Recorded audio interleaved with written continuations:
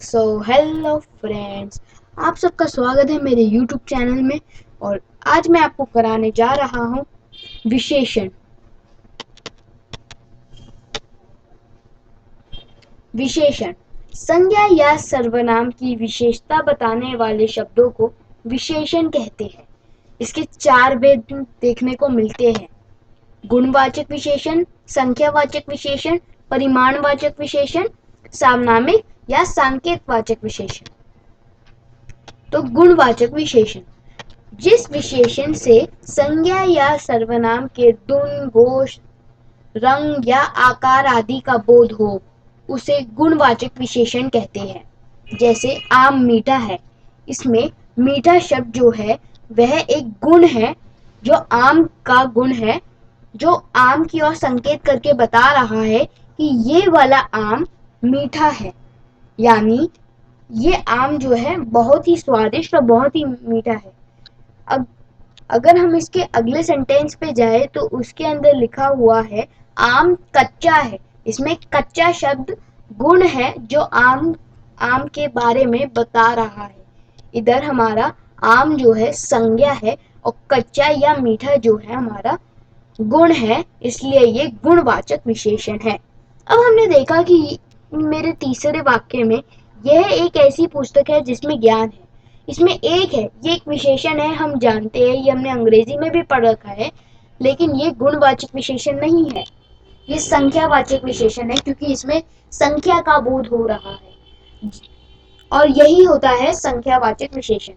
तो जिन विशेषण में संख्या का पता चले उन्हें संख्यावाचक विशेषण कहते हैं, जैसे 3, 5, 4, 8, 10 आदि। अब इसके दो टाइप देखने को मिलते हैं, निश्चित और अनिश्चित। जब संख्या, जो हमारे पास संख्या है वो निश्चित हो, तब वो होती है निश्चित संख्यावाचक। जैसे 5 छात्र, 5 गाय, इसमें हमारे पास निश्चित संख्या है।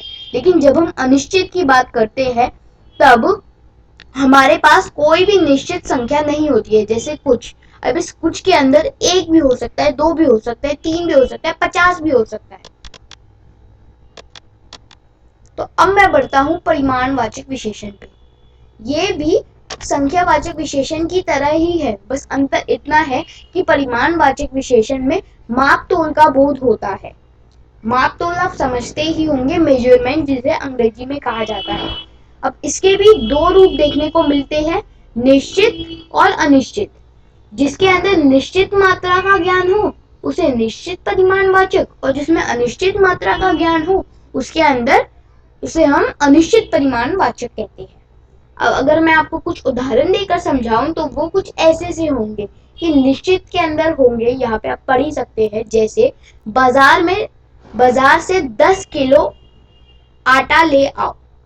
10 किलो, यहाँ पे हमारा 10 किलो जो है वो निश्चित परिमाणवाचक विशेषण है। 4 लीटर जो मेरे अगले वाक्य में है वह निश्चित परिमाणवाचक विशेषण है। अब अनिश्चित परिमाणवाचक विशेषण, जिन विशेषण शब्दों में वस्तु की निश्चित मात्रा का बोध नहीं होता, जैसे कुछ कपड़े, थोड़ा सा दूध आदि। अब सांकेतवाचक या सामनामिक विशेषण, अब आप ध्यान से सुनना, क्योंकि हमें पता होता है, हम बचपन से पढ़ते आ रहे हैं कि सर्वनाम क्या होते हैं, और इसी कारण पेपर में एक बहुत बढ़िया क्वेश्चन आता है जो होता है कि इस सामनामिक और सर्वनाम इन दोनों में अंतर स्पष्ट करना है। तो ध्यान से सुने, जो सर्वनाम शब्द संज्ञाओं से पहले आकर उनकी ओर संकेत करते हैं उन्हें अनिश्चित संकेतवाचक विशेषण कहते हैं।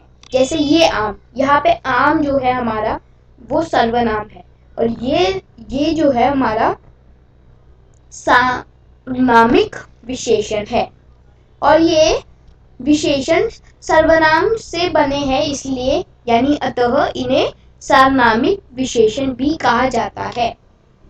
अब मैं आता हूँ विशेषण शब्दों के रूप में परिवर्तन। हम जानते हैं कि हर एक चीज में उसके बदलाव के कारण परिवर्तन जरूर आता है। तो वैसे ही जब हम लिंग, वचन, कारक आदि के बारे में बात करें तब हमारे हमारे इन वाक्यों में भी परिवर्तन आता है और ये परिवर्तन जरूर आता है। अब मैं अगर आपको लिंग के प्रभाव के कुछ परिवर्तन के का एक उदाहरण दूं तो वह कुछ ऐसा सा होगा कि कौवा काला है और कोयल काली है। यहाँ पे काला और काली विशेषण थे, लेकिन जब हम पुल्लिंग से स्त्रीलिंग में गए या स्त्रीलिंग से पुल्लिंग में गए तब ये काला काली में या काली काला में बदल गया। अगर मैं वचन का प्रभाव आपको बताऊं तो वो कुछ ऐसा सा होगा, लड़का अच्छा है, लड़के अच्छे हैं।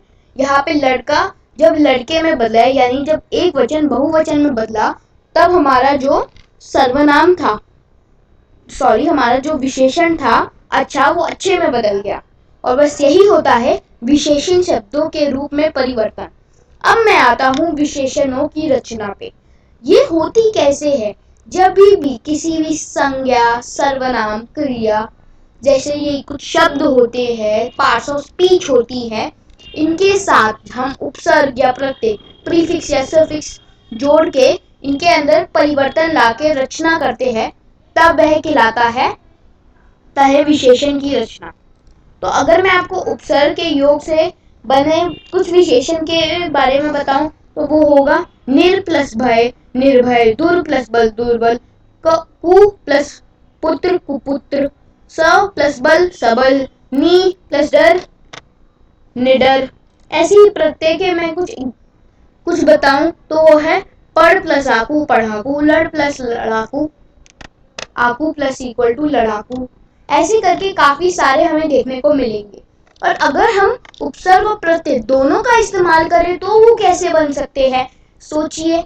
अगर मैं आपको उनका उदाहरण दूं तो वो कुछ होगा अनु प्लस करण प्लस अन्य, अनुकरणीय। अब मैं आता हूं संज्ञा और सर्वनाम के योग।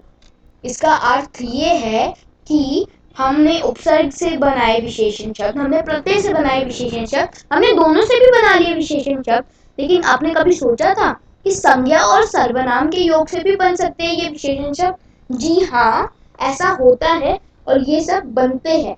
अगर मैं आपको कुछ संज्ञा के हिसाब से उदाहरण देकर बताऊं तो वो अंक से अंकित हो जाता है, कल्पना से काल्पनिक हो जाता है, अनुवाद से अनुदित हो जाता है, कृपा से कृपालु हो जाता है, आदर से आदरणीय हो जाता है, तप से तपस्वी हो जाता है, ईश्वर से ईश्वरीय हो जाता है, धर्म से धार्मिक हो जाता है आदि। अगर मैं सर्वनाम के हिसाब से आपको बताऊं तो वो कुछ ऐसे से होंगे कि वह जो होता है वो वैसा हो जाता है, जो होता है जैसा हो जाता है, मैं होता है मुझ जैसा हो जाता है, ये ऐसा हो जाता है, तुम सा हो जाता है। अब मैं आता हूँ विशेषणों की अवस्थाएं। विशेषणों की अवस्थाएं क्या होती है? ये तुलना बोधक विशेषण भी कहलाई जाती है। और अगर मैंने आपको बता दिया कि ये तुलना बोधक विशेषण कहलाई जाती है तो आप समझ ही गए होंगे इसमें क्या हो रहा है। इसके अंदर तुलना की जा रही है। तुलना जैसे हम एडजेक्टिव में करते हैं, ये एडजेक्टिव एक अंग्रेजी शब्द है। तो अब इसके अंदर होता क्या है, दो या दो से अधिक व्यक्तियों की जब बात करी जा रही होती है तब उनके अवगुण और गुणों की तुलना जो की जाती है वो इन विशेषण शब्दों के द्वारा की जाती है। ठीक है, तो ये होती है इनकी अवस्थाएं। पहली मूलावस्था। मूलावस्था यानी वो जो हमारी होती है ना पॉजिटिव डिग्री अंग्रेजी में, वह। तो अब इसमें देख लीजिए, ये पॉजिटिव डिग्री जो होती है ना वही है बस ये, क्योंकि इसके अंदर कोई भी कंपैरिजन नहीं किया जा रहा, कोई भी तुलना नहीं की जा रही है। अगर मैं आपको ये लिखी हुई लाइनों से समझाऊं तो वो कुछ ऐसा सा होगा कि इसके अतिरंग विशेषणों का मूल रूप आता है, इस व्यवस्था में तुलना नहीं होती है। आपने पढ़ लिया होगा यहाँ पे नहीं होती है। अगर उदाहरण दूं तो अंशु अच्छी लड़की है, आशु सुंदर है, बस। अगर मैं आपको इसकी दूसरी अवस्था पे ले जाऊं जो कंपैरेटिव डिग्री होती है और हिंदी के अंदर इस अवस्था का नाम उत्तरावस्था होता है, तो इसके अंदर थोड़ी सी तुलना की जाती है, यानी न्यूनता की तुलना या अधिकता की तुलना। तो इसके अंदर आप देखिए, अंश आशु से अच्छी लड़की है। यहाँ पे अंश और आशु के बीच में तुलना की जा रही है कि कौन अच्छा है कौन बुरा है। अब मैं आता हूँ सुपरलेटिव डिग्री यानी जो होती है उत्तमावस्था। उत्तमावस्था के अंदर हम जगत के साथ और बहुत बड़ी तुलना की करते हैं। जैसे कपिल सबसे अच्छा है, इसमें सबसे हमें बता रहे हैं कि ये सबसे डिफरेंट है, सबसे अच्छा है। तो बस अब समझ जाओ कि ये जो सबसे है ना, यही है उत्तमावस्था, और कपिल जो है, कपिल सबसे अच्छा है। तो मेरे को उम्मीद है कि आपको ये सब कुछ समझ में आ गया होगा। अब मैं आता हूँ प्रविशेषण पे। एक बात सुनिए, अगर हम संज्ञा या सर्वनाम की विशेषता बताते हैं तो हम कहते हैं विशेषण। अगर हम संज्ञा या सर्वनाम की विशेषता बताते हैं तो हम उसे विशेषण कहते हैं, और जब हम विशेषण की भी विशेषता बताते हैं उसे हम प्रविशेषण कहते हैं। उससे थोड़ा बहुत परिवर्तन आता है, और जो हम बताना चाह रहे होते हैं उसके ऊपर और बड़ा दबाव डलता है। जैसे अगर मैं बोलूं कि राहुल अच्छा लड़का है, तो राहुल अच्छा लड़का है तो वो होगा, अच्छा इसमें दिख रहा है। लेकिन अगर मैं अच्छे पे ज्यादा जोर डाल दूं, राहुल बहुत अच्छा लड़का है, तो मुझे पता चल जाएगा हाँ ये तो क्लास के अंदर सबसे बढ़िया बच्चा है। तो बस आज की वीडियो के लिए इतना ही। Thanks for watching.